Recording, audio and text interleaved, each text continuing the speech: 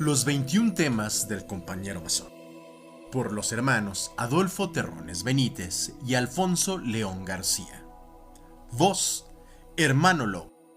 Tema número 2. Los viajes, su simbolismo y sus diversas interpretaciones. Viaje, palabra que viene del latín viaticum, y es el de efectuar una jornada hacia cualquier lugar, llevar un cargamento de una parte a otra, etc. En el lenguaje simbólico de la masonería, se dice que iniciados viajan de occidente a oriente y de norte a sur, o sea, por los 4 puntos cardinales, y significa que de las tinieblas de la ignorancia pasa a la luz de la verdadera ciencia, para después impartir sus conocimientos sobre la superficie del globo, comprendida entre los 2 polos. Es también el simbolismo de los viajes que efectúan las diferentes razas de artesanos que construyeron la elevada Torre de Babel, y que al llegar a cierta altura se confundieron las lenguas y se perdió la masonería, pero que al dirigirse nuevamente hacia el solar de Ornán, renacieron las lenguas y se encontró nuevamente a la masonería. Todo esto es simbolismo puro, ininteligible en ningún otro sentido. Por eso, durante todos los actos de la iniciación o aumento de salario, se da el nombre de viajes a una parte de las pruebas físicas a que se sujeta el candidato. Estos actos tenían lugar antiguamente dentro de las lóbregas cavernas y subterráneos, pero actualmente no se ejecuta más que un simbolismo de aquellas ceremonias, tan importantes como grandiosas y solemnes. Los viajes, cualquiera que sea su índole iniciática, simbolizan los trabajos, los esfuerzos, las privaciones, los sufrimientos y los obstáculos con que tropieza el hombre, los que solo con voluntad, energía y perseverancia logra vencer para realizar sus aspiraciones. Para pasar de la perpendicular al nivel, o de la regla a la escuadra, que significa del primer al segundo grado, el aprendiz debe efectuar 5 viajes simbólicos, que representan al número de años de estudio que se exigían y aún deben exigirse a los compañeros, y durante los cuales sus instrumentos de trabajo son el martillo, el cincel, el compás, la regla, la palanca, la escuadra y el nivel. El plazo estipulado no es largo si se tiene en cuenta la importancia de los conocimientos que debe adquirir el compañero. Por eso, Pitágoras exigía a sus discípulos 5 años de asidua asistencia, de esforzados estudios y de un silencio absoluto, a fin de que, fortificados por la meditación y guiados por la experiencia, pudieran ser capaces de enseñar y más dignos de ser escuchados. El primer viaje está consagrado a los 5 sentidos del hombre: la vista, el oído, el olfato, el gusto y el tacto. El postulante ejecuta este viaje partiendo de occidente rumbo al norte, de aquí a oriente y luego al mediodía, llevado como instrumento de trabajo el martillo y el cincel. Representa el primer año o época para los estudios del neófito, cuyas materias son zoología, botánica, mineralogía, física y química, los que tienen por objeto investigar los fenómenos naturales y elevarse de lo concreto a lo abstracto, o sea, ir penetrando dentro de lo desconocido. En lo material, el martillo y el cincel sirven para desbastar la piedra en bruto. Moralmente, este acto significa modelar, corregir y aplicar de modo práctico y radical nuestras acciones, es decir, que la fuerza subyugada por la inteligencia logra dominar a la materia y al espíritu, aplicando sus 5 sentidos.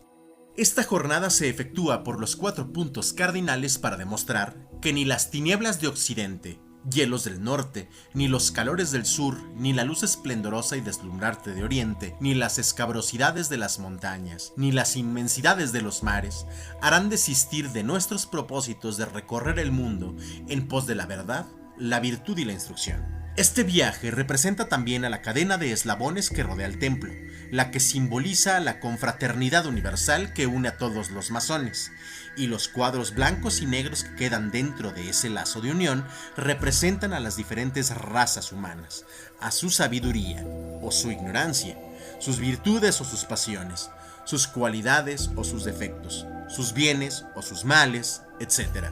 El segundo viaje tiene por objeto el estudio de los 5 órdenes de la arquitectura, o sea, el dórico, el jónico, el corintio, el compuesto y el toscano. Para ejecutar este trabajo se entrega al neófito el compás y la regla, que son los instrumentos con que se trazan las más hermosas y perfectas de las figuras geométricas, el círculo y el triángulo. El primero, con la igualdad de sus radios, muestra el valor del diámetro. Constituye la unidad de la superficie, o sea, igual a 3.1416 multiplicado por el radio. También representa el regulador universal que moralmente nos enseña a discurrir, discernir, clasificar y deducir con precisión las consecuencias exactas de nuestros actos. El triángulo es la primera de las superficies geométricas, figura venerada en todas las edades. Nos enseña a construir obras perfectas, fuertes y duraderas, a medir todas las obras de la naturaleza. Nos pone en contacto con el infinito, puesto que constituye la base de la trigonometría que se aplica en la astronomía, en la náutica, en la arquitectura y en general se emplea en la mesura de todos los cuerpos definidos o indefinidos. Este viaje representa el segundo año o segunda época de los estudios del compañero. La arquitectura es la más noble de las artes manuales y la más bella de las ciencias, de que se sirvieron los antiguos constructores para demostrar la grandeza, la hermosura y la perfección de sus obras.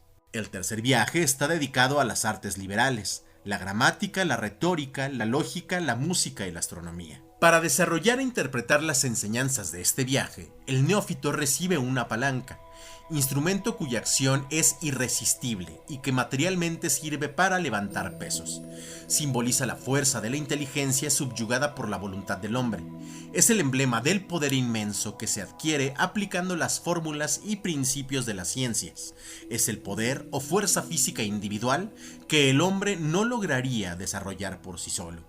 La palanca es también emblemática de la ciencia y la virtud, palabras grabadas en el centro de las columnas del templo, y por lo tanto representan a las potencias intelectuales que nos hacen soportar y vencer los obstáculos materiales e inmateriales, para no precipitarnos en aras de la impaciencia o de la desesperación. Este viaje representa el tercer año de los estudios del neófito, cuyas enseñanzas están determinadas para dirigir sabiamente la acción y las facultades humanas. La importancia de estos estudios no consiste en que sea indispensable el conocimiento absoluto de todas las ciencias enumeradas, sino que es muy conveniente e indispensable que el masón adquiera cuando menos las nociones elementadas que contienen con el fin de evitar los errores y las preocupaciones a que conduce una ignorancia completa sobre las materias. El cuarto viaje se dedica a la memoria de los grandes filósofos: Solón, Sócrates, Licurgo, Pitágoras e Inri. En este viaje se entrega al graduante la escuadra y el nivel.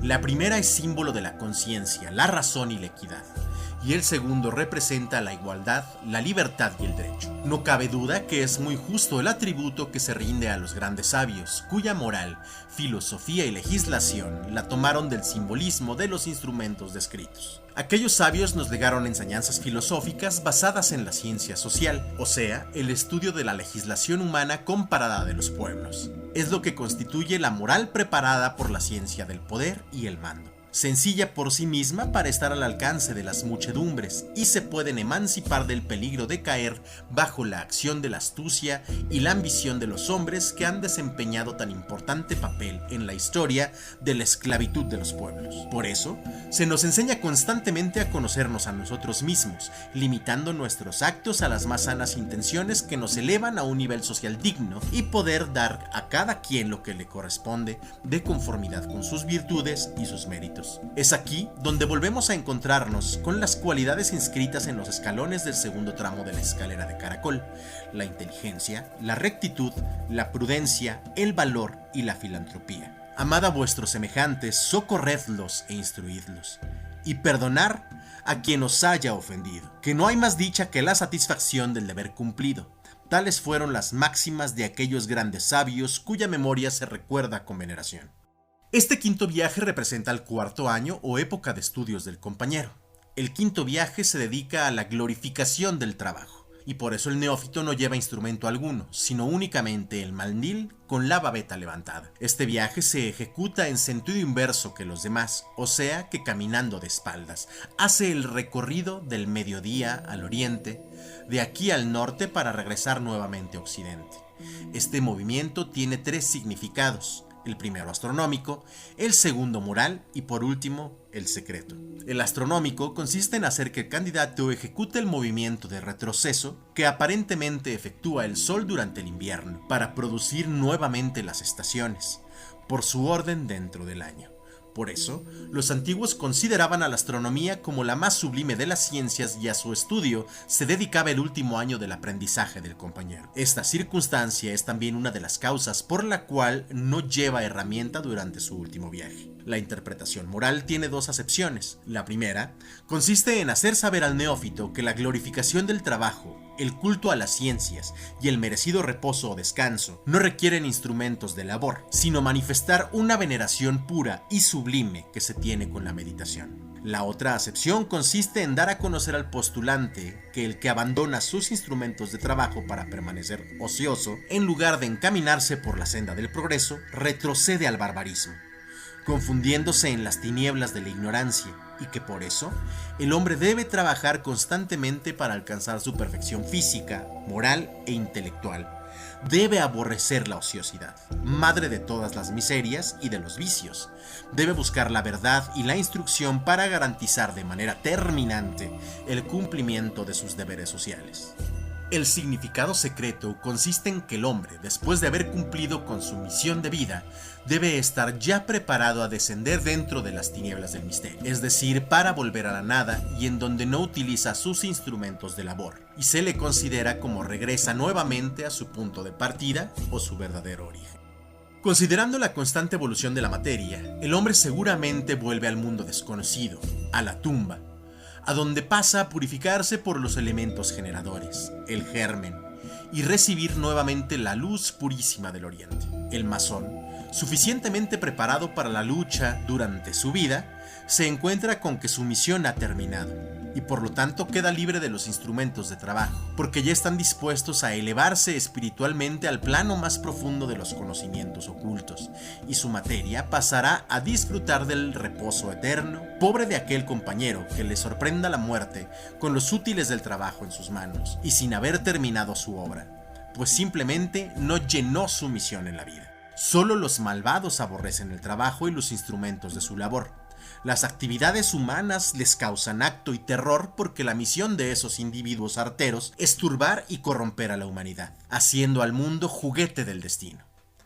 He aquí cuán profunda y útil es la filosofía de los viajes del compañero. Cada uno representa un tema digno de varios volúmenes, pero que el masón experimentado solo debe conocer lo esencial para cumplir con su cometido ante la sociedad, la patria y la humanidad.